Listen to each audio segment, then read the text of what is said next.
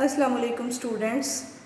Here is your physics teacher Mahin Kawal. We are going to continue chapter number 4, turning effect of forces. Today's topic is principle of movements. Principle of movements को समझने के लिए आपको पहले पता होना चाहिए कि क्लॉकवाइज मूवमेंट्स क्या हैं और एंटी क्लॉकवाइज मूवमेंट्स क्या हैं। क्लॉकवाइज मूवमेंट्स आपके पास वो टाइप है टॉर्क की जिसके अंदर आप मूव करते हैं क्लॉकवाइज, यानी कि जिस तरह घड़ी की सुइयां आपके पास मूव करती हैं क्लॉकवाइजली। इसी तरह अगर आप उसके ऑपोजिट मूव करते हैं तो आप उसे कहते हैं एंटी क्लॉकवाइज मूवमेंट्स।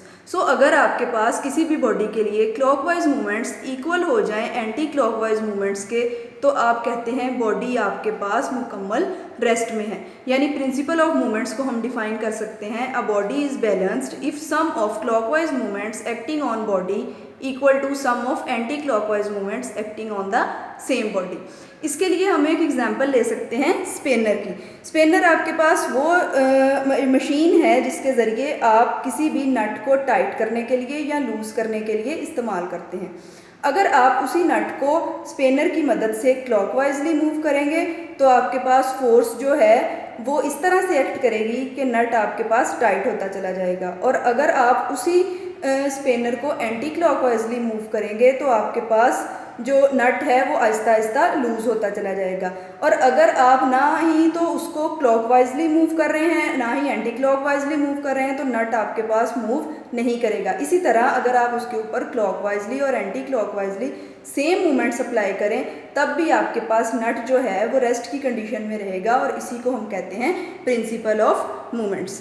यहाँ से आपके सामने कुछ क्वेश्चंस अराइज होते हैं, जैसा कि आपकी बुक में रिप्रेजेंट किया गया है। एक question, can small child play with fat child on सीसा, यानी सीसा के ऊपर क्या एक कम वेट का चाइल्ड जो है वो एक ज़्यादा वेट के चाइल्ड के साथ खेल सकता है या नहीं खेल सकता। तो पीछे भी आप पहले भी टॉर्क के टॉपिक के अंदर पढ़ चुके हैं कि आपके पास टॉर्क यानी आर क्रॉस एफ दो चीज़ें मैटर करती हैं, एक फोर्स और दूसरा उसका डिस्टेंस कहाँ से, सेंट्रल पोजीशन से। सो अगर हम स्मॉल वेट को ज़्यादा डिस्टेंस पर रखें और लार्ज वेट को कम डिस्टेंस पर रखें तो एक ही सीसा पर कोई भी स्मॉल चाइल्ड और फैट चाइल्ड एक टाइम पर खेल सकते हैं, जैसा कि इस कंडीशन में आपके सामने शो करवाया गया है।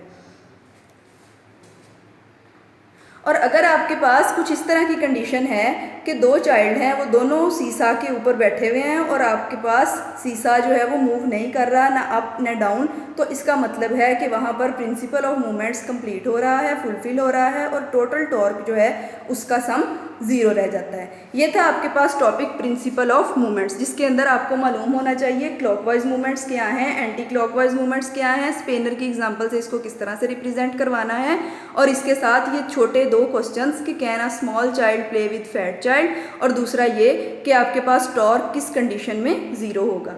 इसके बाद आपके पास है एग्जाम्पल नंबर 4। एग्जाम्पल नंबर 4 के अंदर आपके पास एक डायग्राम उसने क्वेश्चन में ही रिप्रेजेंट करवाई है, जिसके मुताबिक सीसा जो है उसको उसकी मिड पोजीशन को रिप्रेजेंट करवाया है ओ से, और उसके साथ दो वेट्स हैंग किए गए हैं। पोजीशन ए पर एक ग्रेटर वेट है और पोजीशन बी पर एक स्मॉल वेट है। ग्रेटर वेट का आपने वेट मालूम करना है, वो अननोन क्वांटिटी है, रिक्वायर्ड क्वांटिटी है, और पॉइंट बी पर जो आपके पास वेट है वो 10 न्यूटन का वेट है। ओ ए का डिस्टेंस बी आपको गिवन है, ओ बी का डिस्टेंस बी गिवन है। ओ ए का डिस्टेंस है 25 सेंटीमीटर और ओ बी का डिस्टेंस है 40 सेंटीमीटर। सेंटीमीटर को आप मीटर में कन्वर्ट करने के लिए वैल्यू को डिवाइडेड बाय 100 करेंगे। 25 को डिवाइडेड बाय 100 करके आंसर आ जाता है 0.25 मीटर्स, और 40 सेंटीमीटर को डिवाइडेड बाय 100 करके आंसर आ जाता है 0.4 मीटर्स। इसको कैलकुलेट करने के लिए आप प्रिंसिपल ऑफ मूवमेंट का सहारा लेते हैं और आप लिखते हैं कि movement of W1 will be equal to movement of W2, and you know that movement find करने के लिए हम वेट को मल्टीप्लाई करते हैं उसकी मिड पोजीशन तक के डिस्टेंस से, यानी W1 multiply by OA is equal to W2 multiply by OB। W1 find करना है, ऑब्वियसली हम उसके साथ जो OA मल्टीप्लाई हो रहा है उसे डिवाइड कर देंगे दूसरी साइड पर ले जाकर, राइट हैंड साइड पर। W2 multiply by OB divided by OA। W2 की वैल्यू थी 10 न्यूटन, OB की वैल्यू थी 0.40 मीटर्स और OA की वैल्यू थी 0.25 मीटर्स। इसको कैलकुलेट करेंगे, पहले मल्टीप्लाई करेंगे उसके बाद 0.25 मीटर पर डिवाइड करेंगे तो आपके पास आंसर आ जाता है 16 न्यूटन, जो कि रिक्वायर्ड वैल्यू थी W1 की, जिसे हमने फाइंड करना था। सो आज के टॉपिक में हमने क्या क्या चीज़ें कवर की हैं, प्रिंसिपल ऑफ मूवमेंट्स, इसके साथ स्पेनर की example, clockwise movements, anti clockwise movements, और उसके साथ 2 छोटे क्विज टाइप क्वेश्चंस थे, और साथ एग्जाम्पल नंबर 4.4। उम्मीद करती हूँ आपको इस लेक्चर की समझ आई होगी।